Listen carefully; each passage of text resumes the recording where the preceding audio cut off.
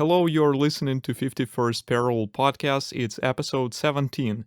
My name is still Samuel, and as usual, I have a new guest. By the way, Alex is also from the radio. I wanted to say we're brothers in trade or in craft, as an analogy to brothers in arms, but I'm almost sure no one says that. Anyway, you got it. If not, write me, I'll explain it. Let's not prolong this thing, we're starting.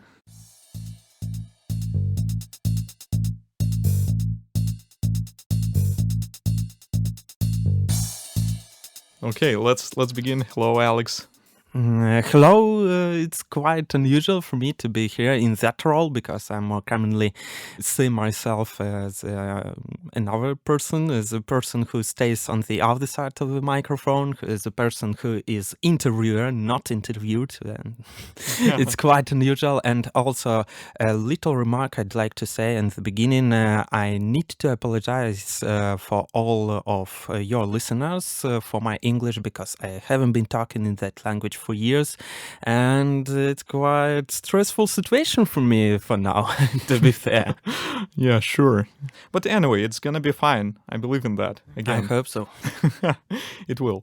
Anyway, let's begin with some simple questions. What led you to the radio? I always wanted to do something journalistic, maybe not exactly the radio way, but definitely journalistic as a television or radio, as a presenter itself, because my passion for journalism goes from my early teenage years. There was a TV show named Top Gear, and there was three presenters, Jeremy Clarkson, James May, and Richard Hammond. And once I've switched my TV on, it was the Ukrainian channel, by the way, and it's called Pierwsze Automobile, First Automobilian channel. And there was that program, and I've started to watch it, and I watched one episode, second, third. I felt in love with that TV show, and then I've decided that, whoa, they are so cool. I want to be just like those guys on the TV. I want to do the exact same thing. What are they doing? And this was the case. So that's why I've started journalism.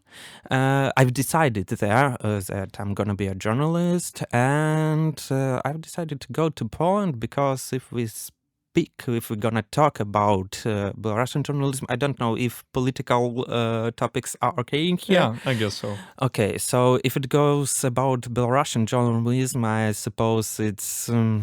we know where Belarus is, and I've also realized like 8 or 10 years ago, or maybe even more years ago, where it's going. So I've decided that I want to be like a true journalist, not the propaganda man.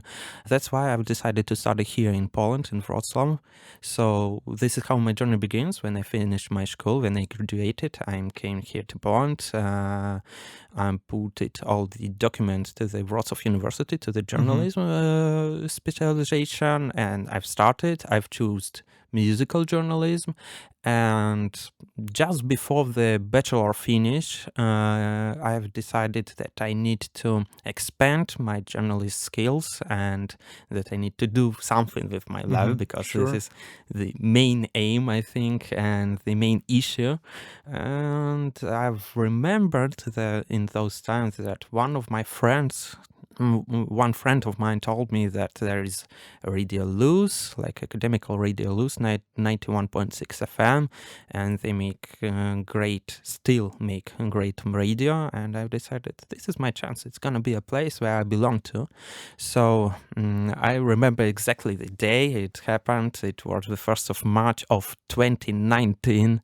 I've just woke up after the huge party, like a regular party, because I've been partying a lot at that time, and this was just another a little bit exhausting at the time party, and I've decided no, there's no way I'm gonna continue with my life like that, and I need to change something. So I've decided to check the Radio Luz website, and there was a letter which said that we start the recruitment process in a while. I've checked they said that they gonna start it in March. I'm looking at the calendar and gazing on the date of the 1st of March, and I have decided, so this is the time. So I went to the shower, took the first clothes I found in my wardrobe, and came here and just knocked the door, and the chief redactor Anna Gerin opened, and I said, "Hello, I want to." To join you. I want to Wow. join. I want to join. I want to be a part of your radio. Wow, So what a story. this is how it begin. Uh-huh. This is how it begins. Wow, okay. That reminded me of my story because it was sort of the same, but I mean, I tried to contact the radio, via email first, then I called them, but I don't know why, what was the problem, but anyway, it didn't work. So I just went to the radio, again, knocked on the door. This is how the journey begins. Yeah, So, I know. as you said at the beginning, we are brothers in arms, kinda.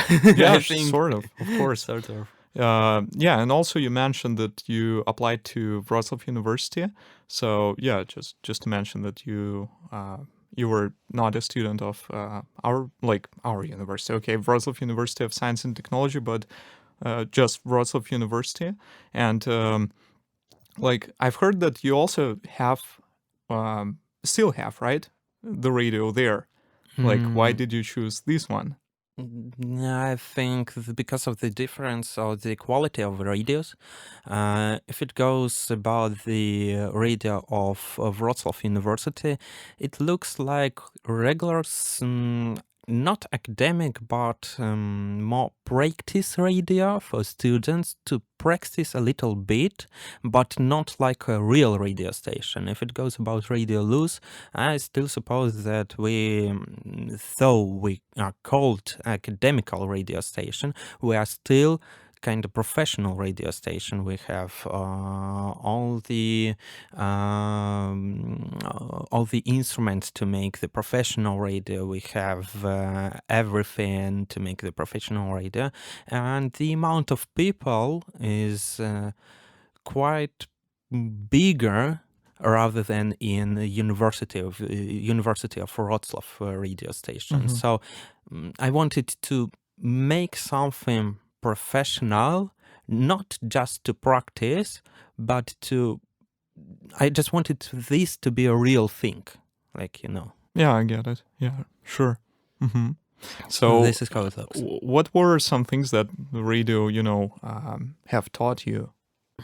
A lot of things, I think we're not gonna end up in 1 hour if I'm No, certainly gonna not. go through the checklist, what I've learned, because first of all, I think the main thing which is comes to my mind, I started to look at the time, to feel the time a little bit in another way. For me, before the radio career, 5 minutes was like nothing.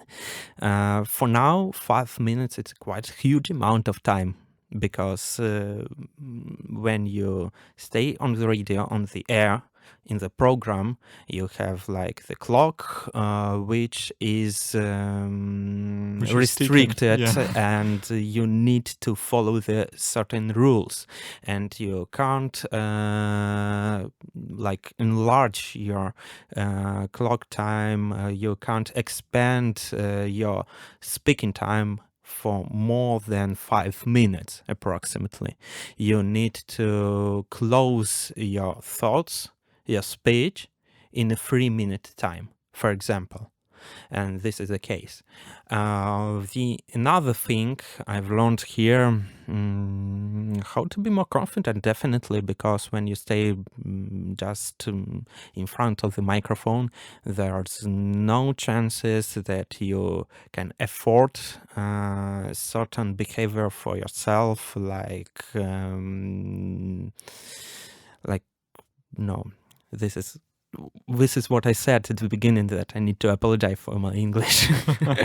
No, that's okay. That's okay. Uh, Like, yeah, you're not allowed to do some things like swearing, like, yeah, Definitely some not. other inappropriate things. Yeah, definitely not swearing, but Probably also thinking like twice before saying something, right? yes, I suppose so. So yes, of course, this is the case, but also, I mean, it's more like self-control and discipline also, which is game changers about your behavior. And as I said at the beginning, the confidence about yourself is the case when you stand just in front of the microphone, because you can't afford for yourself some kind of insurance and be not not sure about what you are saying, Oh, yeah, I get it how now. you're saying, what you're supposed to do. No, you just need to stay, to sit, say something, sound confident, and also be attractive and charismatic for your listeners. Because if not, they're just not gonna listen to you. That's true. What about, I mean, have you had any situations where you had to improvise during like live live programs? Constantly. This happens constantly because Okay. there's something is happening all the time.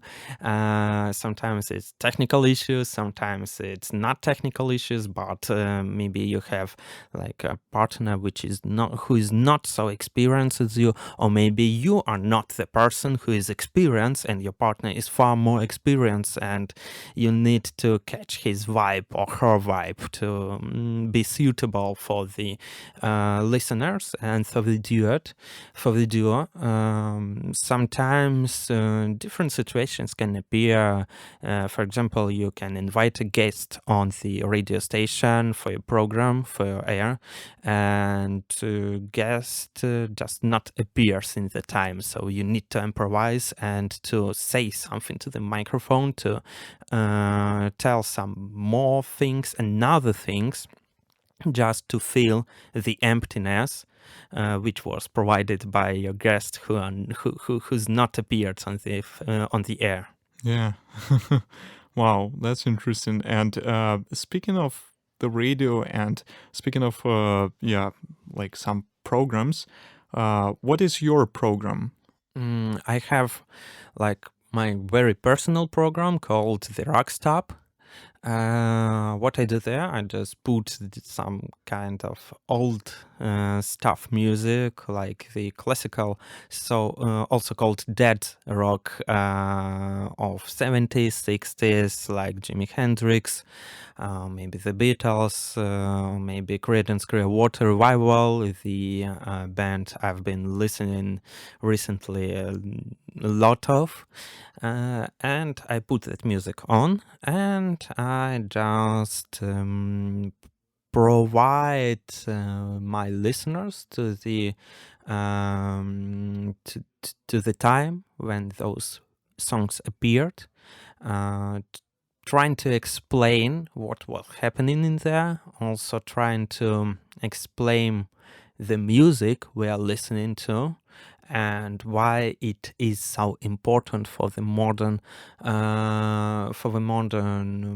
audio community, for the modern music community. Another thing I do on my program is constant research and so-called digging for new artists, for some kind of new interesting music, which sounds quite familiar to those huge bands as Creedence Clearwater Revival, or huge artists as John Lennon or Jimi Hendrix or Janis Joplin or whoever. So this is how it looks. And the recent I recently opened the very interesting group called Daffodil Pill, which is Wroclaw band. They are true hippies playing the music in the way people used to play music in the 60s, in the 70s. So this is how it looks. And also I've made the interview with them. So it was really great. You know, they are not posers. They are living their lives with that vibe, with that hippie vibe, with that hippie music and stuff like that. So they do that thing from all their hearts, and that's why this is true. Wow, that's wonderful. Just two things. First of all, let's mention that your programs are in Polish. Is that No, correct? Oh, in Russian. in Russian. Yes, in Russian, because I'm from Belarus, and unfortunately, I think the largest amount of the Belarusians speak Russian. I need to make a little remark that I started my program before the war, before the things which were happening just after 24th of February of 2022, or even before the things which happened in Belarus in 2020. So that's why in the time before, I've decided that there's gonna be no problem if I'm gonna provide this program in Russian. The main thing that I still suppose that Russian language is not the thing which belongs to the Putin, to the Russian army, to the Russians who are supporting the war.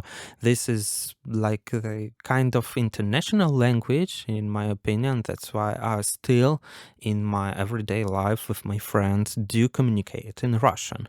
But also on the radio, another project of mine called Что там is the program which is more informational program, and which is more aid for the listeners from the eastern border of Poland, because we provide that program in three actual languages: in Russian, in Ukrainian, and in Belarusian also. Wonderful. Yeah, that's why if you switch, turn on the radio on the Sunday afternoon, you will hear like two persons talking into completely different languages, like Russian or Ukrainian and Belarusian, and Russian or Belarusian, and they communicate and understand each other, and they do understand, and they make wonderful thing. And I think that this is the case. This is the most important and the most wonderful thing I have ever met in my life, because though we are from different countries, we do communicate in different languages in our everyday life, but we still can talk with each other, understand each other, and provide information to each other. So this is the case, and I think it's a little bit idealistic thinking, I suppose, or maybe even utopical thinking. This is the main case that we can still be together. Don't looking on the persons or on the things which are trying to tear us apart. Wow. Okay. You've said so many things. I just wanted, to add I just wanted to add something to that. But before I do that, I wanted to ask you the second question, which was, where can the listeners hear your programs and when? The first one about the music. When is it? And where can they find it? I'd like to invite the listeners of 51st Parallel podcast to my radio program called Rockstop every Sunday afternoon, at 16:00 of Polish time. I would say it's 4 p.m. in Polish time, and if it goes about Что там, our informational program, I'd like you to invite every Sunday again afternoon, but at 3 p.m. Okay. On the Radio Loose, of course. Yep. 91.6 of Thank you. So some of the things I wanted to add to your previous, to the things you previously said were that, first of all, I agree with this thing that Russian is, international language. You cannot erase it. And If you allow me, I just want to make a small remark. It's really sad remark, to be fair, but I've been really interested in philology itself and the case of languages. Why do we speak one language or another, or we prefer third language or something like that? And I found that the whole international languages like English, Spanish, Russian in some way, or some more languages like French, unfortunately, all those languages are the languages of the countries which tried to be imperial in some case, in some point of their time, which tried to occupy some countries, and that's why they just put their languages in those territories which used to be controlled by those huge empires. I think it's really bad. Do I agree with that? That we need to accept that? I think not. But this is the sad truth, and this is how the world looks. If we want to communicate, unfortunately, not want, but if we want to communicate, we need to choose some kind of previously imperial languages. This is the sad truth, that's the truth. Yeah, I agree. I mean, not everyone realizes that just, let's say, 150 years ago, Britain was doing practically the same thing, in India and Africa. Of course. Yeah. Of course. For example, Belgium, which is French-speaking country, they made really awful things like true genocide of the people in Africa, in Congo, but still Congo, the second language in Congo, as far as I know, is French, and this is how the world looks, unfortunately. Yeah. By the way, I know a person from Congo, so yeah, Joram, if you're listening, yeah, I'm talking about you. Yeah, that's true. Yeah, and also again, like many people speak Russian. I also have some people from Kazakhstan I know, they also speak Russian. We wouldn't have been, able to communicate had we not spoken Russian. Yeah. So the next question I wanted to ask you was about Belarus, about the country we were born in. And here we go. Yep, here we go.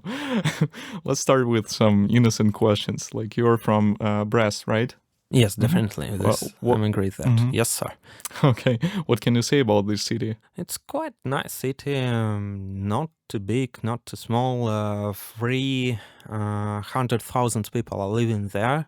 I think for now it's a little bit less amount of people who are living there because many people trying to escape the Belarus. An old city, one of the oldest cities in Belarus, with great history. Different historical events has appeared in there. For example, the Treaty of Brest, which was signed in, I don't quite remember. It was March, I guess. March, what was it? March 3rd, I guess, 1918? 1918, I suppose, yes. Between the German Empire and between the new Bolshevik Russia, and it was the Treaty of Peace.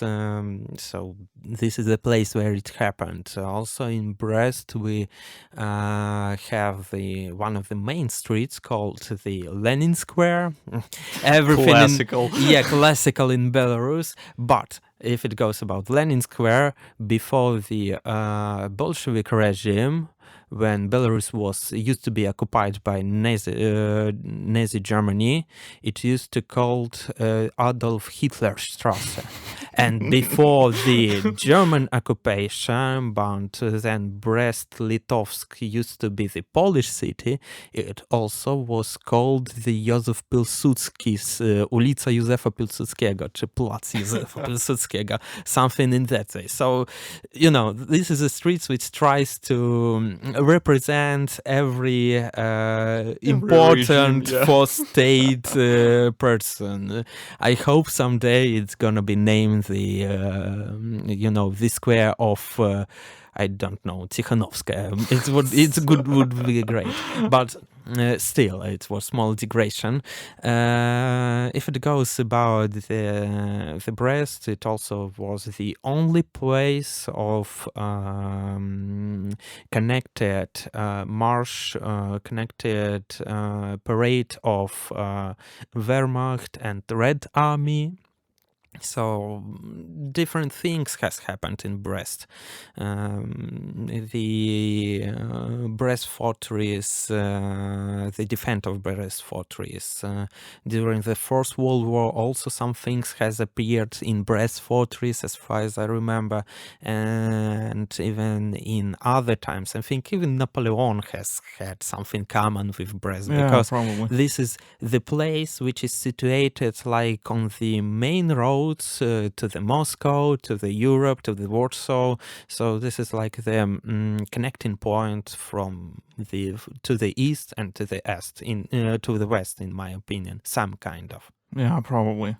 Let's also mention this thing that probably to some people listening to us from, I don't know, like Eastern Europe.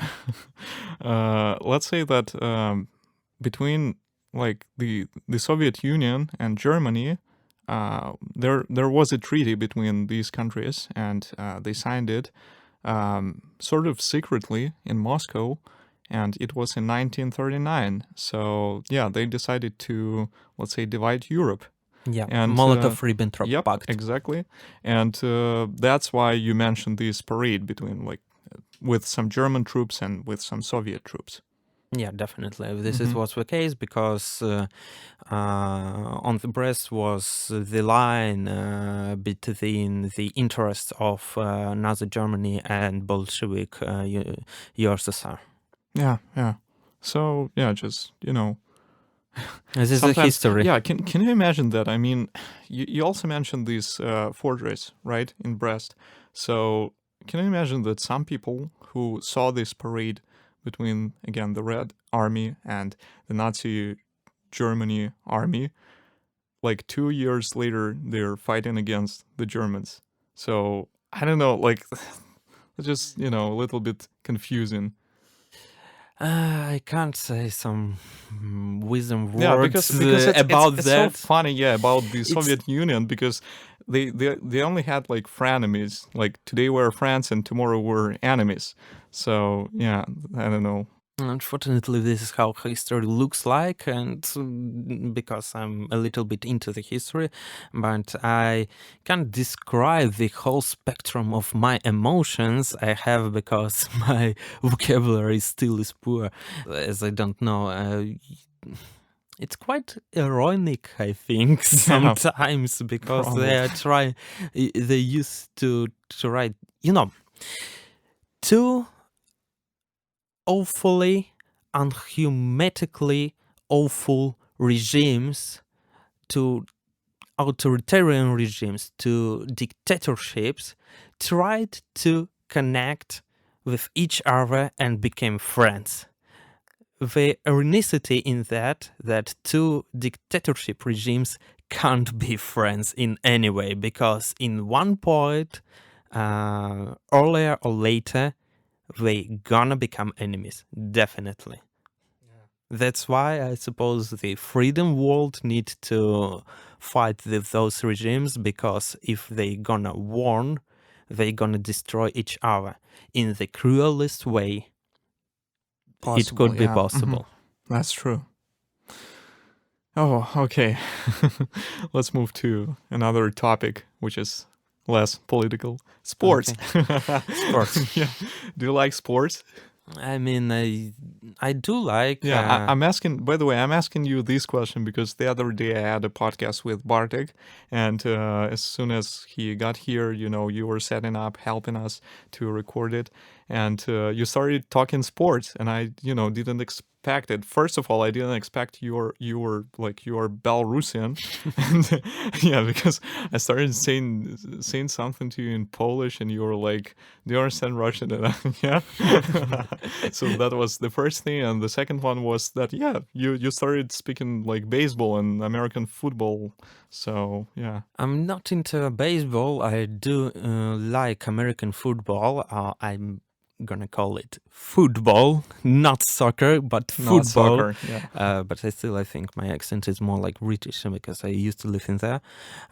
So if it goes about American football, I really liked it. I became interested in that when I was again in my teenage years, and I would like to see to watch more American football, to more sports, but the main case, the main point that I can't follow every event of American football because of the timing. Oh yeah. You know, if you want to watch any kind of game in American football, there it's gonna be the main game of the year, like Super Bowl. There it's gonna be the important game for your team you are supporting. There it's gonna be like a regular game you are just, holding up beer, sitting on the sofa and trying to relax. You can't watch American football in evening times because it's always at the night times, commonly from Sunday to Monday at 4 a.m. or 3 a.m. and you need to choose what you want to do. Not to sleep the whole night and then not to wake up and miss your day work, or to sleep and get prepared for the normal regular working week. That's how they check if you're the real fan, you know. So I'm not the real fan, definitely. I prefer to do job, to work, not what a not shame. to watch. Well, that's funny. Anyway, you mentioned that you lived in the UK, right? So A little bit. For a week, I used to live in Wales. I don't remember quite the name of the city because it's not even a city and not even a town. It's like the enlarged country, in my opinion, enlarged village, I suppose. It used to have a huge Welsh name like London Dindinos or something like that. I'm really sorry about that if somebody listening from London Dindino or something like that from to us for now. I'm really sorry about that. But it was the shore of the northern shore of Wales, and it was pretty nice. I used to live in there for a week. It was like the change program for the students, for the pupils from Belarus to United Kingdom, and I used to live in a regular British, I mean Welsh family, and it was a great experience. It was really the place I felt in love with because, if we gonna talk about Europe and try to compare it to United Kingdom, though United Kingdom is still like geographically sort of a part of Europe. Sort of a part of Europe. It's two completely another worlds. They have like another vision for life, a little bit another flow of the life. They are living in another perspective for me. And of course, if it goes about those perspectives, the main thing, the whole my life was ruined about. In school, I've always been taught that London is the capital of Great Britain. But Welsh people suppose a little bit another way. They say that London is the capital of Great Britain. And it was quite a interesting experience because of the language, because of the accent. My English used to be more stronger and powerful in that time. Also, it was really interesting for me, and of course, I used to be a teenager, and it was a great journey, great experience for me to visit United Kingdom. Wow, I didn't know that, first of all, I didn't think that you went there when you were in school back in Belarus. So we actually have these programs, or at least had. At least had, I suppose. Yeah. It was program from private English schools, so-called private English school. It used to be not like regular school with math or stuff like that. It was only about English, and it was like evening school. And that evening school, they had a great connection with different English organization, non-commercial English organizations, non-governmental English organizations or United Kingdom organizations, but also and commercial and governmental different programs they had. So I suppose quite good director there was in back then in Brest in Belarus. So they tried to do everything for their pupils, for their evening classes attenders, and that's why I had an opportunity as an English class attender just after my lessons in regular school to visit United Kingdom. Wow. So this is how it looked. Yeah, that's great. I can tell something more about United Kingdom and Wales, I suppose. Okay, what do you want to tell? Okay, Okay, let me ask you. What left the best memories about this place in Wales? Best memories in Wales. I think the main memory is still staying with me every day. I woke up and remembering that memory. This is the memory about that I want to visit Wales again. Oh, definitely. That's great. Yeah. This is the place I think I'm not belong to, but I feel like belong to that place, to the Wales, because it was quiet, it was nice. It was United Kingdom at least, and the United Kingdom was always the place I wanted to visit because of my dreams of journalism, because of that program called Top Gear I used to say previously. So this was like the Mecca for me in some kind of way. It was the place which I drew in my mind in some kind of colors, in some kind of way, and which surprisingly used to be almost exactly the same as I drew. Wow. Okay. As I imagined that in my head. Wow, that's wonderful. And speaking of different places, is there any place which you can, let's say, call home, or you're still looking for such place? How is it in your life? And let's say, if you had a chance, like, where would you live in this world? Quite a difficult question for me. If it goes about home, I would say Wrocław. I would say Wrocław because this is a place I belong to. By the way, how long have you been living here? Approximately 8 or 9 years Okay. already. So, and 5 years in radio. Or 4, it's the 5th year is going on.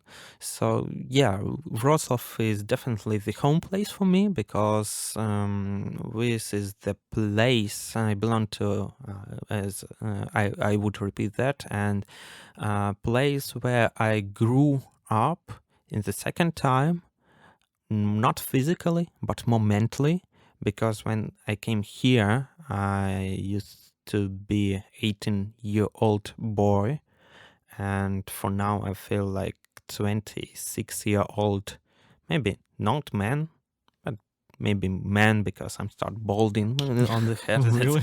Yeah.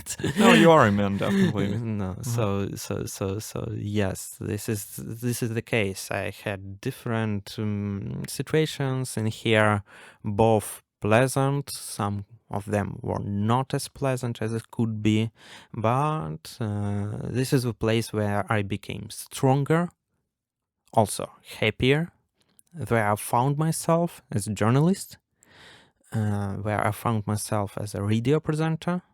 And this is the place which would stay wherever I'm gonna be in 5 or in 10 years from now.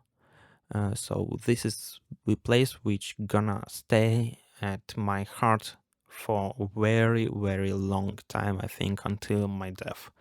If it goes about Brest, Brest is the place where I was born in. This is the place where my parents live, still live in there. But if it goes about my friends, they are already staying here in Wrocław from the past, because of the situation. But also, I do not have such strong connection with Belarus itself as with Brest, because for me, Belarus is only citizenship. I do feel myself not as an Pole, but also I do not feel myself as an Belarusian. So I have Polish roots, of course, but still I do have also Ukrainian roots, for example. And maybe if I'm gonna dig up the whole history of my family, who knows, maybe I will find some kind of Chinese roots or something like that. But of course, with those Polish and Ukrainian, I'm more close with to another. Because my father, for example, he is from Russia, my mother from Ukraine, and my grandfather from Poland, and I was born in Belarus, so who am I? I don't know. That's a great question. So that's why Belarus for me, and Brest as itself is the only place where I grew up from child to the teenager to the young person to the young man.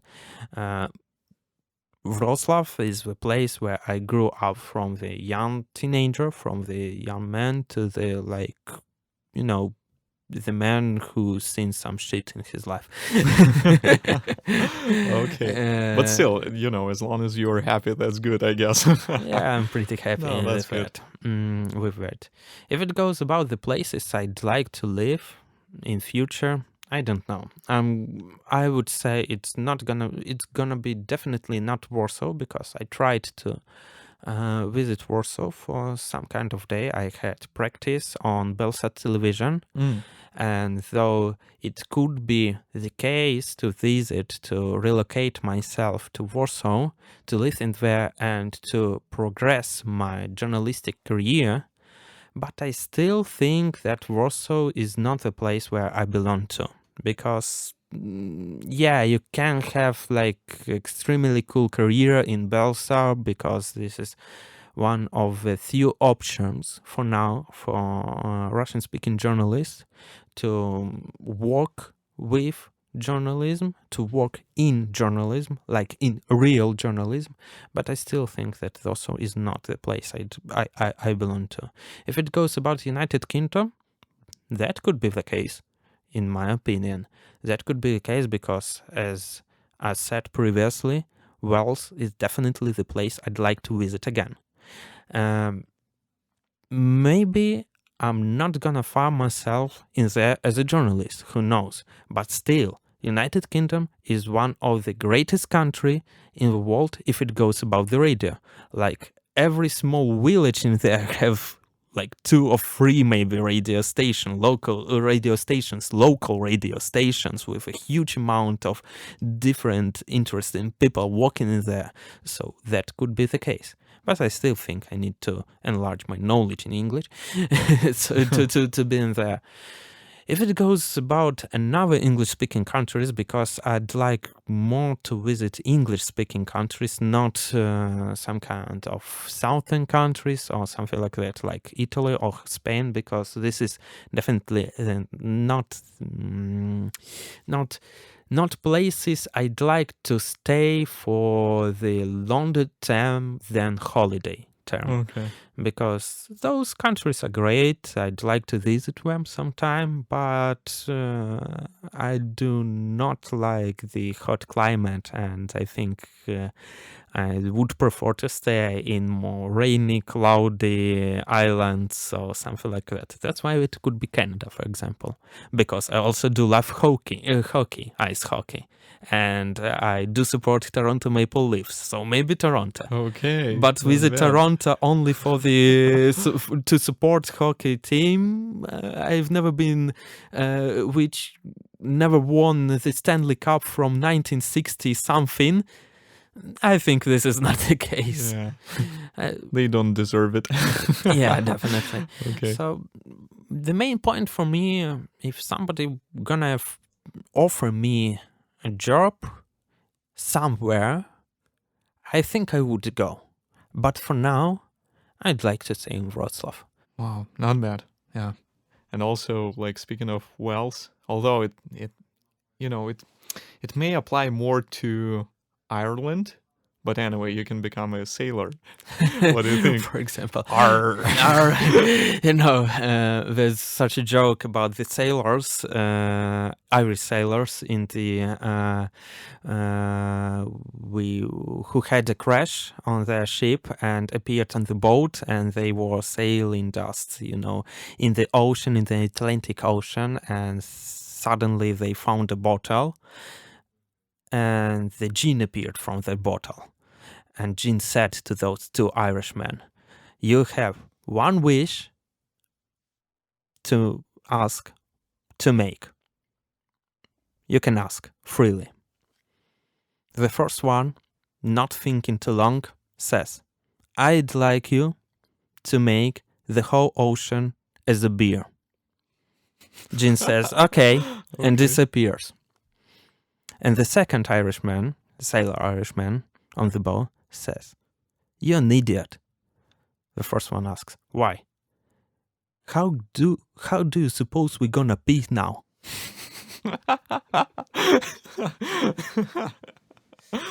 Oh, okay. Not bad. Not bad. Yeah, probably it's, in their blood. Sailing. I think. I suppose a little bit of Irish myself, because I do like Guinness beer. Okay. Not maybe. I think I'm a little bit of Irish myself, because I do like beer also. Okay, not bad. So yeah, this is how it looks. By the way, speaking of some of the things you've mentioned, that it's sometimes hard to, for example, find a job here if you're, Russian-speaking journalist. Yeah, have you heard of some places like that's surprising, but of course, like huge countries like the US, for example, also have such communities, like where people are almost, for example, almost all the people who live in a particular town, they are Belarusian or Ukrainian or Russian, for example. There are such places in the world. Yeah, I've heard about them. For example, one of the hugest examples is Brighton Beach, the place there are different huge in cultural way people appear in there, like Soviet dissidents. I think Nabokov lived in there, and Solzhenitsyn also. I do not remember. So yeah, those communities are strong in United States, and also I used to think about that I can go in there and to work in local radio station or newspaper on television for those communities, but I still think that the world is changing too fast, and we are close enough to the globalization. And I think in such countries as United States or Canada, you can be the minority only in the first generation.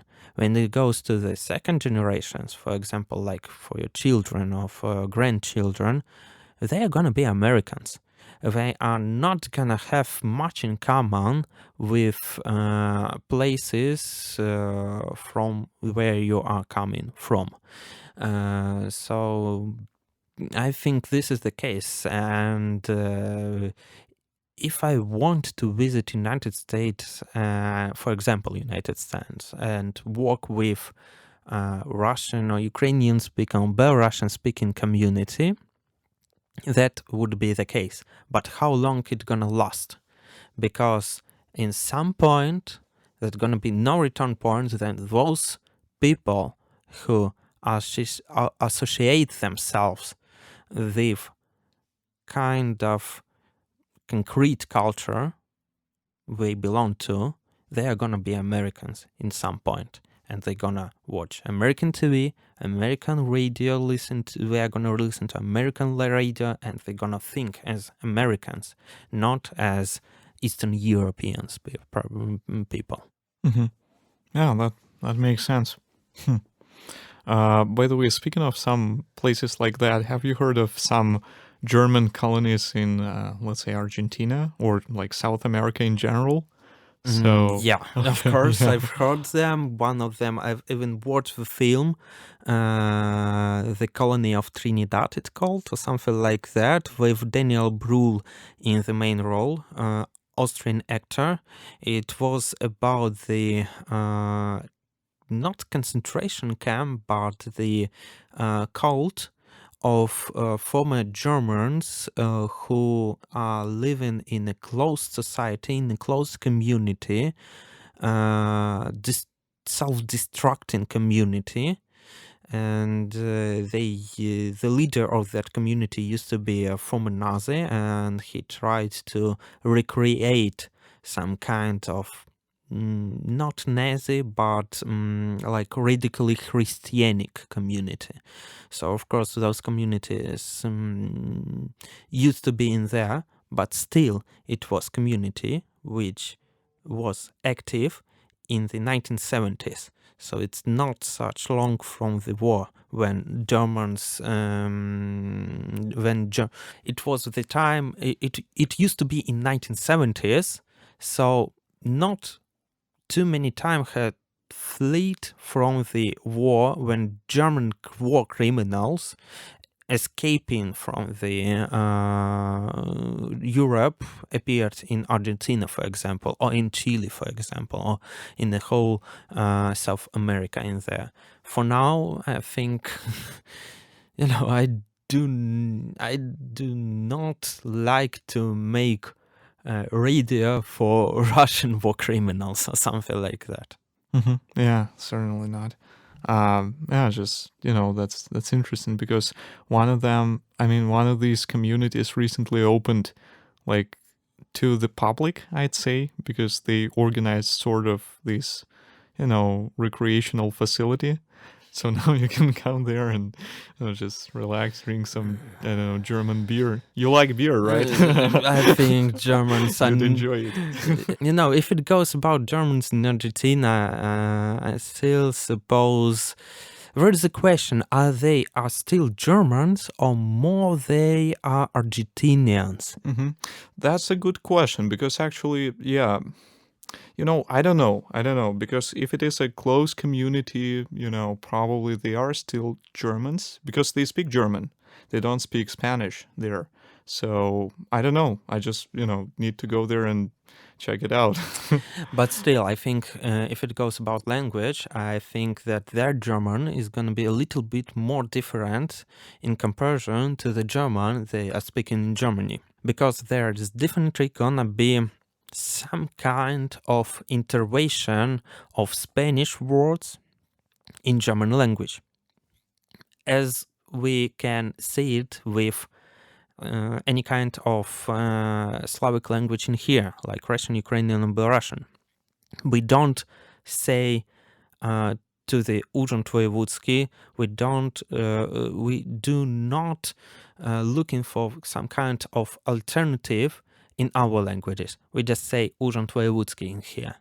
So I suppose those Germans who are living in there, they are not talking in German like in 100% German, clean German. They definitely include those local words to their everyday speech, And I think as far those generations go, the more words would appear in that slang, in Yeah, of that course. dialect, I think. Yeah, that's true. Also, I've heard of some, old German communities also in Texas, for example. Because, by the way, in America, like German in the late 19th century, it was the second language. I mean, second most popular language. So, yeah, well, that's interesting because Fun fact. there are still some people speaking German, yeah, Yeah, who were and born there, of course. yeah, definitely. And the another fun fact for about America is that the German language could be the first language of the United States because some people mistakenly think that United States used to be created by the British, which is kind of true, but not the whole true because the German case in there used to be huge. True, yeah. Just my explanation is that probably Germans were not, in charge. They were not like they were mostly farmers because they escaped Germany. Germany, which like the country where they couldn't buy land because, of course, like Germany had a lot of people living there, so many people just went to America. They saw this country as a country of opportunities. So basically, they bought land in huge states like Montana and some other states and lived there. Yeah, but the English were the ones who lived in Boston, in let's say New York, and who ruled the country. So yeah, The probably. engine of a progress, some kind Yeah. of. But I think if it goes about the United States, every nation has some kind of